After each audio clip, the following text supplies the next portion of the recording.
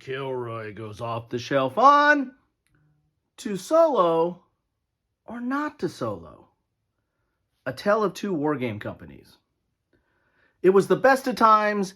It was, well, the best of times, especially if you're a solo wargamer, because there's a lot of offerings out there for solo players. Now, I'm not going to rehash the great debate, the great solo debate that was hosted by Dan from No Enemies Here on his channel. There's probably a link below, so check that out.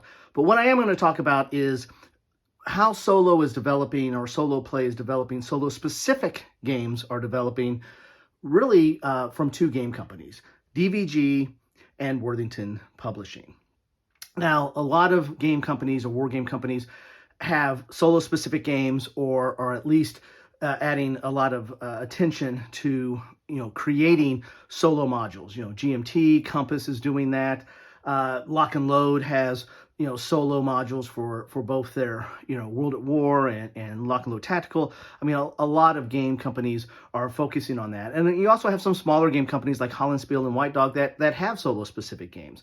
And I'm leaving a lot of other ones out. But so solo is out there, it's here to stay. Again, I'm not going to redo that debate.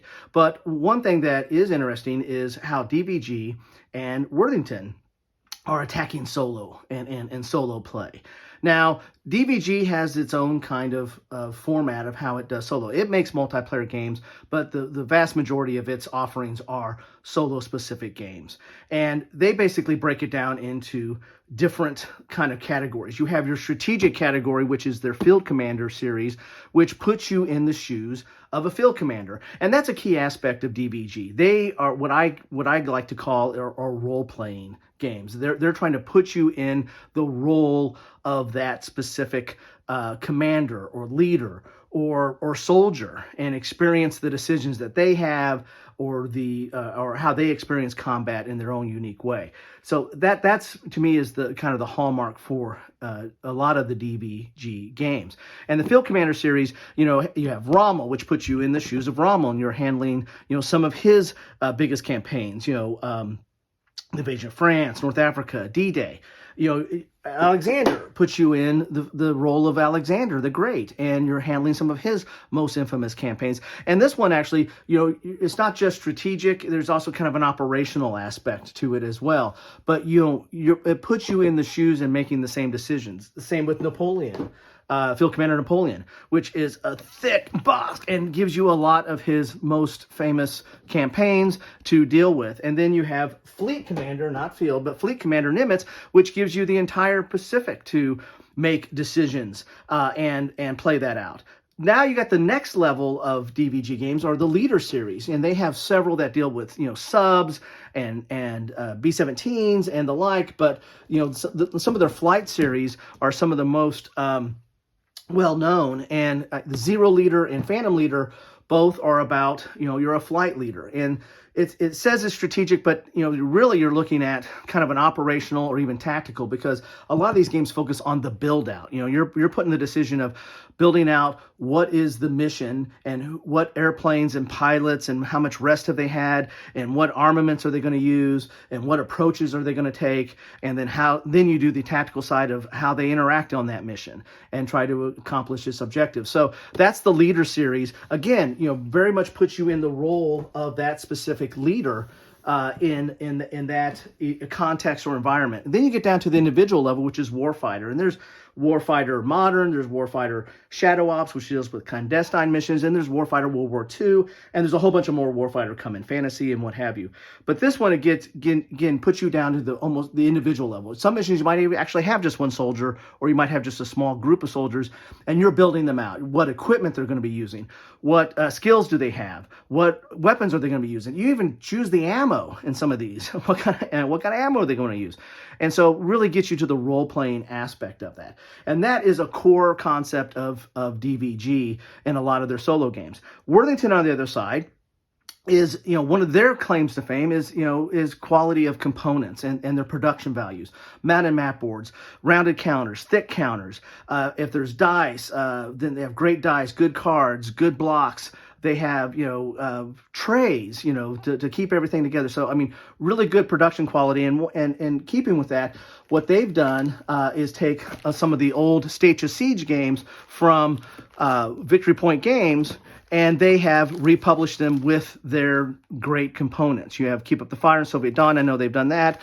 I think Levy and Mass is going to be coming out soon. They really need to do that one. But the key to the States of Siege series, the old Victory Point Games series, it was almost like a tower defense. There's a central area that you're trying to defend, and there's these multiple tracks that are coming in, and cards are affecting that. You're rolling dice to try to push them back, and then there might be other aspects depending on the specific conflict or the time period to help you stave off that attack. And if you can survive through the deck of cards, you win the game. And so they've done a lot in this area, and that's one of their bigger aspects of what they're doing. And in keeping with that, you have In Magnificent Style, which was an old Victory Point game. And Victory Point game was great games, but some of their offerings early on were almost like it's just a step above print and play.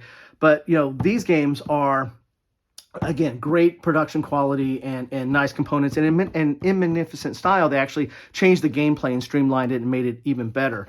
But they also are doing beyond, the old Victory Point Games approach.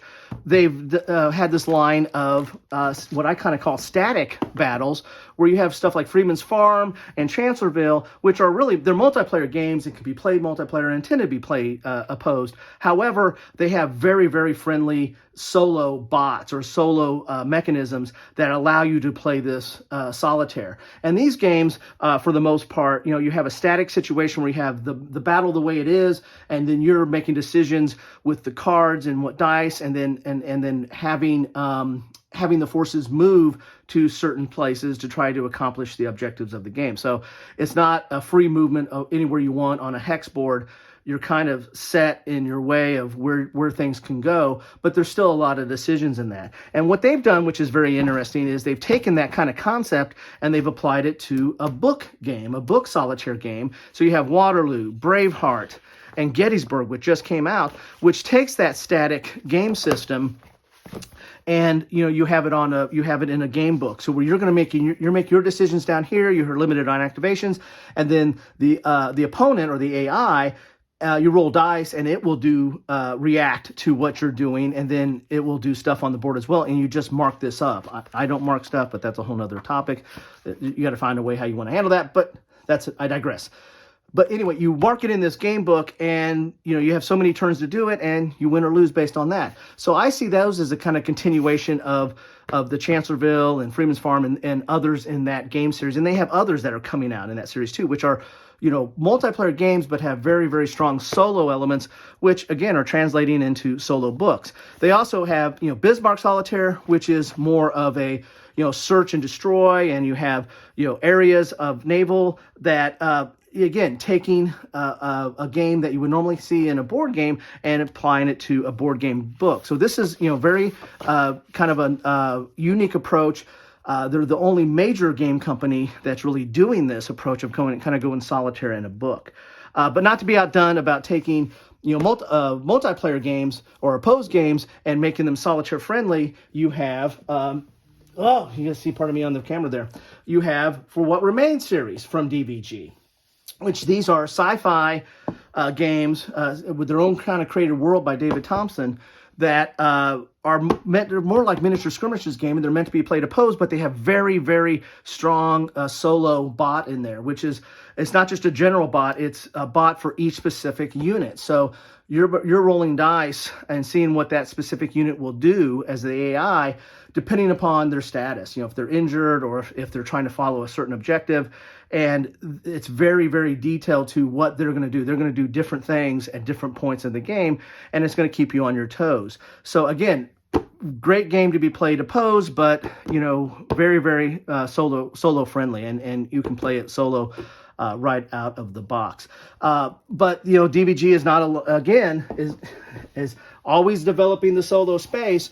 You have the Defiant Stand series, again, another David Thompson creation, which again kind of plays a little bit off of the old States of Siege. Now these are much more enhanced and much more involved in the typical States of Siege and having a center point. There's a lot more going on, but it shares some of that same core concept.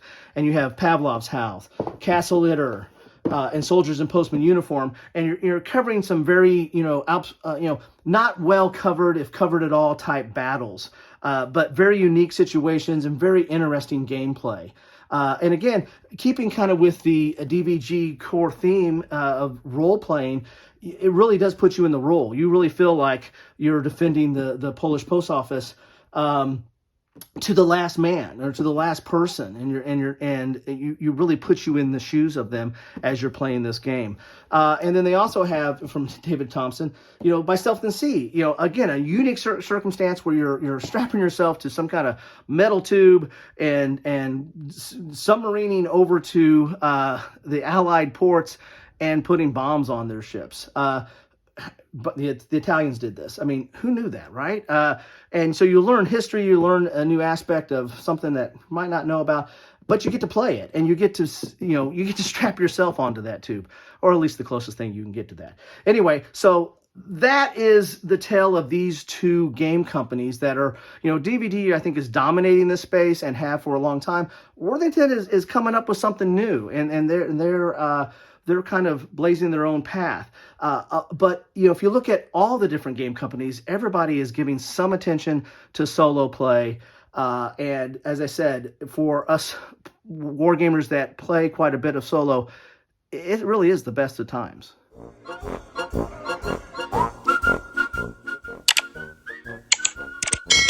Thanks for watching.